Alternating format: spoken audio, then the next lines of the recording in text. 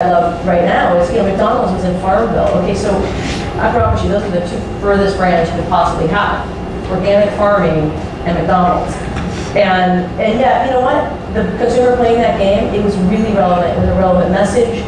It mattered, and so I think that goes back to your point is it's really the messaging more than the creative context, and I think that's what we're finding as driving real results in social.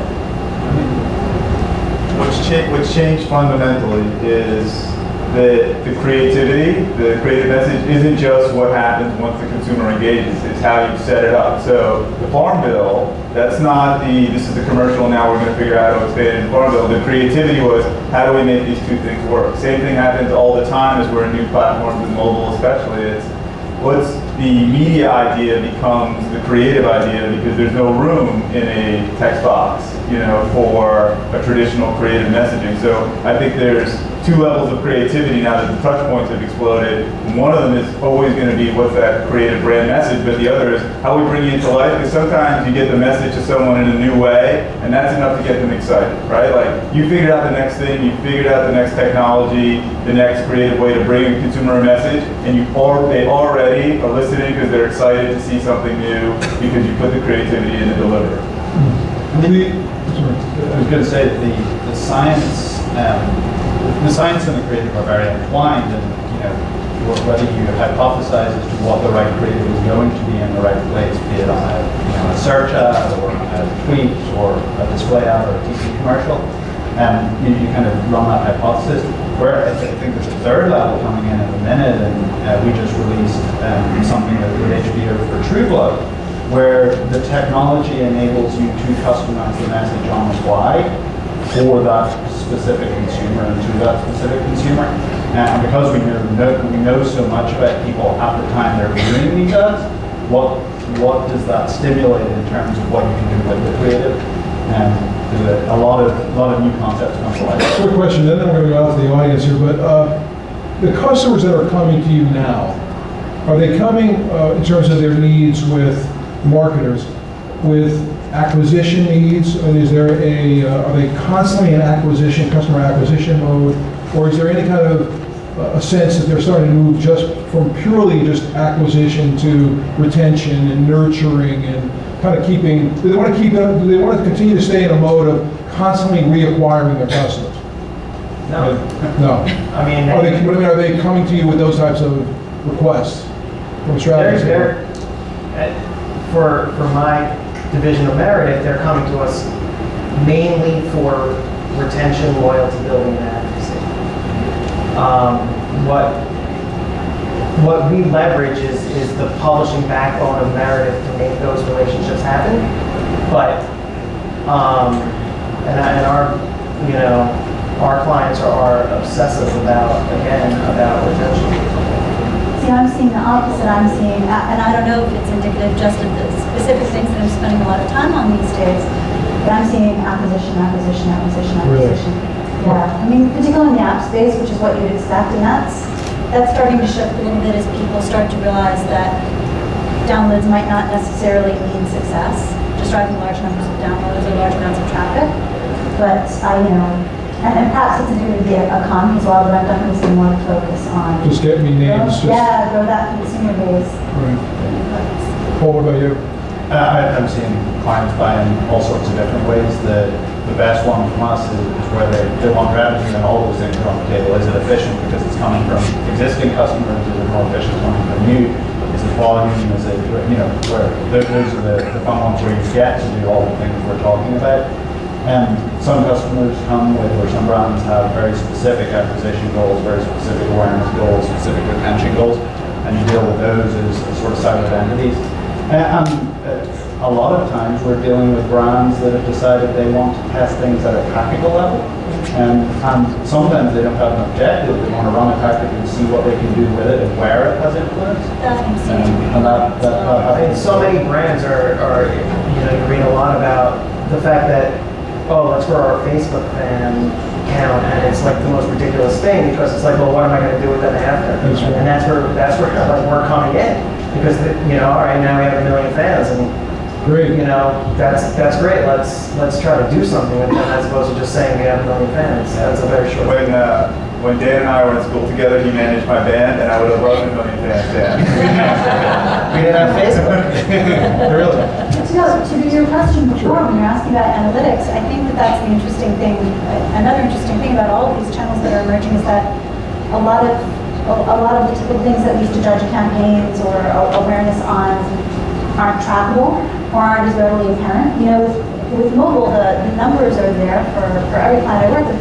The amount of traffic that they have from mobile devices justifies them investing, but the actual things that we can track, there are so many issues. I mean, we, like any agency, we have, you know, a whole hive of people working on feeding all this information from all these disparate places into a dashboard and trying to make sense of it all. And with mobile, where we know there's a big demand and it's something that everyone has to pay attention to, the data that we can get because of the way mobile devices still handle tracking is really sketchy. And it forces us to look at other things. You know, it Yeah, forces us to look at I halo think effect and I think the dynamic of the modern media strategy is one that, since your budget's not expanding traditionally with most marketers, you've got to make choices. I mean, I think it's going to get even more intense as we go forward here. The need to prove out whatever the strategy is, especially in a highly competitive marketplace, is going to become more and more front and center. So I was with an agency a couple of months ago, and I was in a creative shop, and they were doing a whole creative presentation about driving traffic to a restaurant chain. And I said, well, you guys did a great job in terms of demand creation, creative, and everything else. How many butts did you put in seats? And they said, well, they started laughing and said, we don't work that way. I said, what way is that? I said, well, we manage expectations. I don't know if you're going to be able to manage expectations anymore. You're going to have data to prove down the road. Questions out there in the audience? Anyway. Way back. A couple right here. One right here. Oop.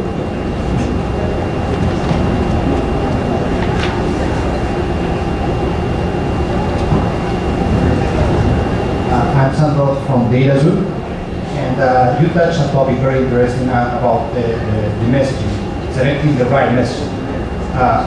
In DataZoo, we believe selecting the right messaging is important for at least 50% of the campaigns. Is the most important factor.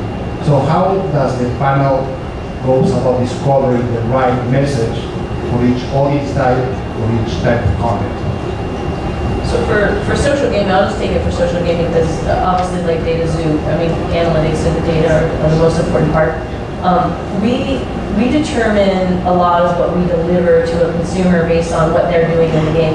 And if, we have a 35-year-old mom who plays, 42 minutes a week and buys $30 worth of items a month, how we deliver messages to her is very different than someone who is a first-time user and is kind of discovering level 2.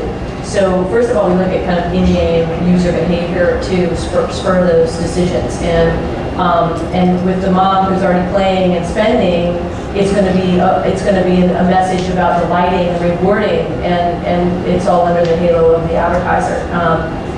So that's the first thing we do, and then obviously. Just based on just sheer numbers on Facebook platform and Facebook use, we look really heavily into exactly who they are, where they are, what they do, and target the message according to that. For us across digital, we start smart and we get smarter. We start with understanding who the consumer is and all the things that go into what our original message choice is, and then we have the luxury of the data to see what's working and build and constantly optimize and build, whether that's in traditional, digital, or in social, or in any of those platforms. That's But also being live, not testing. Every campaign is both the real thing and a test as we get smarter every clip. And be ready, by the way, be ready in real time to adjust. Yeah. But if you the days of, we're going to launch a campaign, we're going to wait 3 or 4 weeks, and then we're going to figure out and analyze, and in 6 weeks we'll be back, those days are over. One last question in the back. So I have a quick question, touching on something that Rachel mentioned and also that you mentioned, Al, which is dashboards, getting information together, or standards getting information. So is anybody doing anything at this point to try to get all the various types of information you've got to manage your campaign, to choose what you're going to do next into one place so that somebody can use it easily? Because part of the problem is it's it's the Wild West out there. There's no standards. So I get all this information in 17 different places, and buyers have to work on 25 different screens, programs, etc.